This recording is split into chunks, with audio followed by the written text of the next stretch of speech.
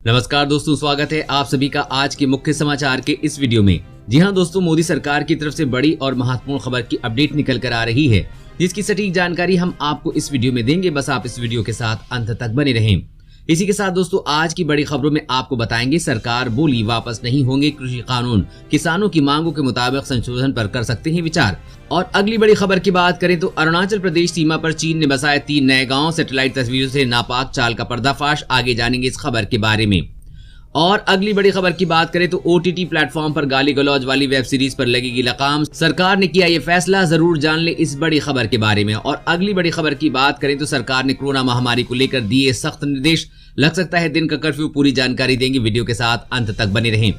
और अगली बड़ी खबर की बात करें तो डिजिटल झटका, 1 जनवरी से महंगा हो जाएगा UPI transaction, third party app से पेमेंट पे लगेगा एक्स्ट्रा चार्ज। आगे विस्तार से जानेंगे इस खबर के बारे में। और अगली बड़ी खबर की बात करें तो भारत के पास है बहुत सारी बैलिस्टिक मिसाइलें, रिपोर्ट में हुआ खुलासा, दुश्मन होगा मिनटों में तबाह। और अगली बड़ी खबर की बात करें तो ड्राइविंग लाइसेंस बनाना हुआ आसान, घर बैठे करें ऑनलाइन अप्लाई। ये है पूरा प्रोसेस। पूरी खबर जानने के लिए बने रहिए हमारे साथ। जी हाँ दोस्तों, ऐसी और भी कई बड़े खबरों की अपडेट निकल कर आ रही है, जिसकी सटीक जानकारी आपको इस वीडियो में देंगे।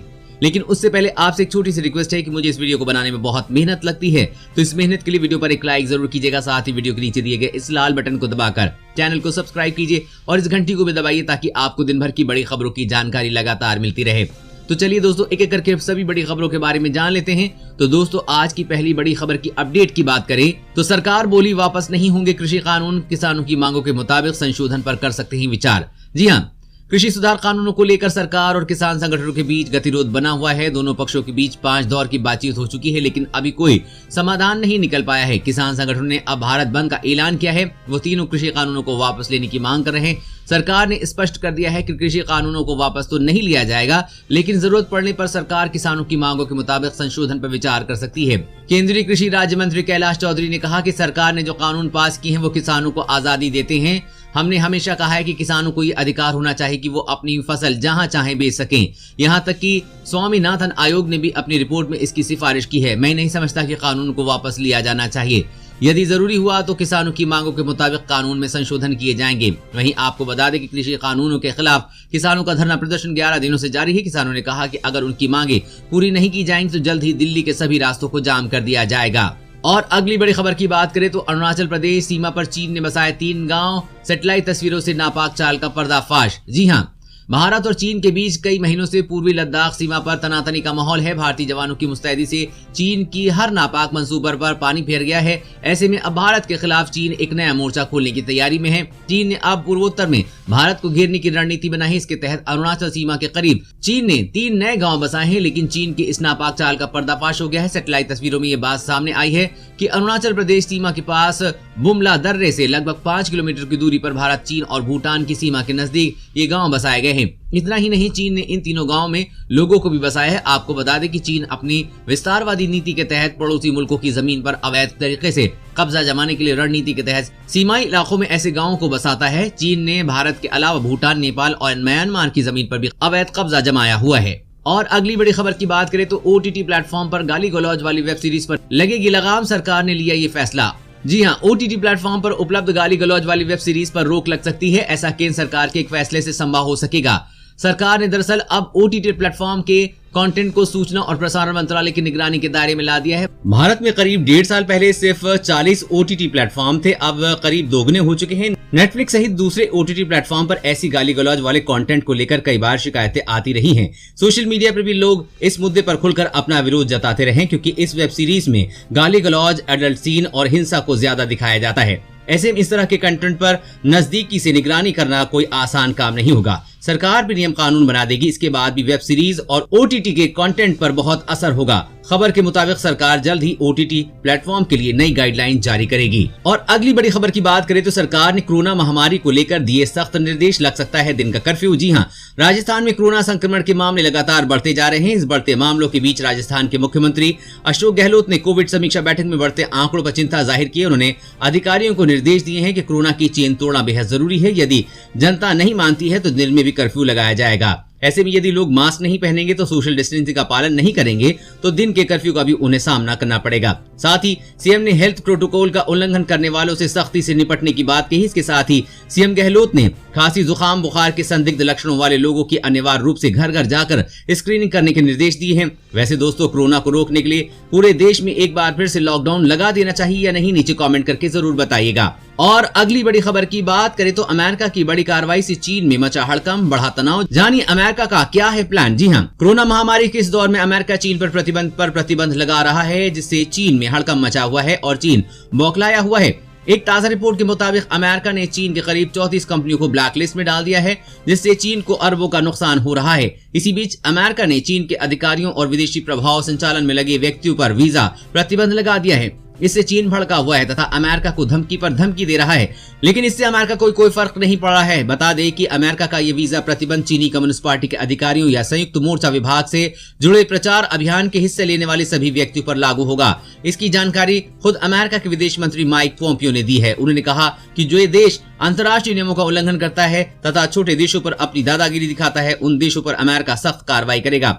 साथ ही साथ ऐसे देश के प्रतिनिधियों को अमेरिका में स्वागत नहीं किया जाएगा। इसके बाद से चीन बौखलाया हुआ है। और अगली बड़ी खबर की बात करें तो डिजिटल झटका, 1 जनवरी से महंगा हो जाएगा UPI transaction, third party app से पेमेंट पर लगेगा एक्स्ट्रा चार्ज। जी हाँ, देश में नोटबंदी के बाद से यूपीआई ट्रांजैक्शन में बढ़ोतरी देखने को मिली है। इसके बाद कोरोना वायरस व लॉकडाउन के बाद इसमें और तेजी आई है। बड़े महानगरों में डिजिटल पेमेंट को काफी रफ्तार मिली है, लेकिन अब ये डिजिटल पेमेंट ग्राहकों के लिए नए साल से गले की फांस बन सकता है। दरअसल अब इस पर सरकार ने एक्स्ट्रा चार्ज लगाने का फैसला किया है। अगर कोई थर्ड पार्टी के ऐप से इस्तेमाल कर यूपीआई के जरिए ऑनलाइन पेमेंट करता है तो उसको एक्स्ट्रा चार्ज देना होगा। एनपीसीआई ने देश भर में नए साल में थर्ड पार्टी ऐप पर 30% का कैप लगा दिया है। मीडिया रिपोर्ट्स के मुताबिक कहा जा रहा है कि एनपीसीआई ने यह फैसला भविष्य में किसी भी थर्ड पार्टी ऐप की मोनोपोली रोकने और उसे साइज के हिसाब से मिलने वाले खास फायदों को रोकने के लिए किया है। ग्राहकों को फोन पे, गूगल पे, अमेजन पे जैसे थर्ड पार्टी ऐप से पेमेंट करने पर एक्स्ट्रा चार्ज देना होगा। हालांकि पेटीएम जैसे ऐप पर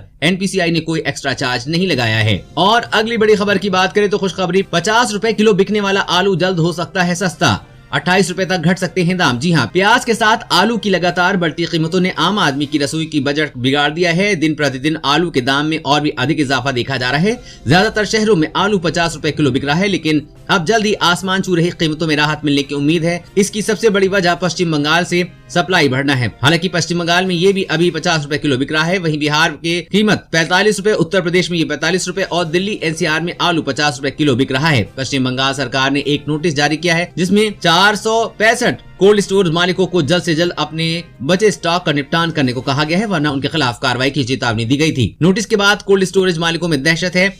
एक अधिकारी ने कहा है कि पिछले 3 दिन में आलू की कीमतों में कोल्ड स्टोरेज गेट पर 5 रुपए प्रति किलोग्राम की कमी आई है और उनके आगे की गिरावट आएगी। और अगली बड़ी खबर की बात करें तो भारत के पास है बहुत सारी बैलिस्टिक मिसाइलें। रिपोर्ट में हुआ बड़ा खुलासा, दुश्मन होगा मिनटों में तबाह। जी हाँ, आज के वर्तमान समय में भारत के पास बैलिस्टिक मिसाइलों की एक पूरी खेप है। एक ताजा रिपोर्ट के मुताबिक भारत इन मिसाइलों को लगातार अपग्रेड कर रहा है, जिससे भारत के दुश्मनों की नींद उड़ी हुई है। खबर के मुताबिक भारत के पास बैलिस्टिक मिसाइल की वो ताकत मौजूद है जो अपने साथ परमाणु बम को भी ले जा सकती है और अपने दुश्मनों को मिनटों में तबाह कर सकती है। बता दें कि बैलिस्टिक मिसाइल सीधे धरती के वायुमंडल की ऊपरी परत में छोड़ा जाता है। ये पहले वायुमंडल के बाहर चलती है और वारहेड मिसाइल से डिटैच हो जाती है और फिर टारगेट को तबाह कर देती है। रिपोर्ट के मुताबिक भारत के पास अग्नि, पृथ्वी के 4, 5, 6, सूर्य और सागर का प्रहार, धनुष जैसी बैलिस्टिक मिसाइलों की पूरी श्रृंखला मौजूद है। ये मिसाइलें न्यूक्लियर बम भी ले जा सकती हैं। इन्हें जमीन, वायु, समुद्र से भी छोड़ा जा सकता है। आपको बता दें कि युद्ध के हालात में भारत की तीनों सेनाएं इस तरह के हथियारों का इस्तेमाल कर सकती हैं।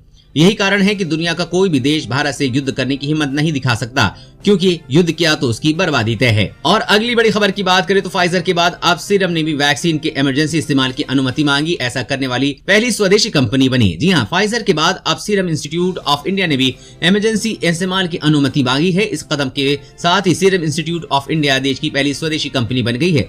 आधिकारिक सूत्रों ने बताया कि सीरम ने भारतीय दवा महानियंत्रक से अपनी कोरोना वैक्सीन कोविशील्ड के इमरजेंसी इस्तेमाल की अनुमति मांगी है।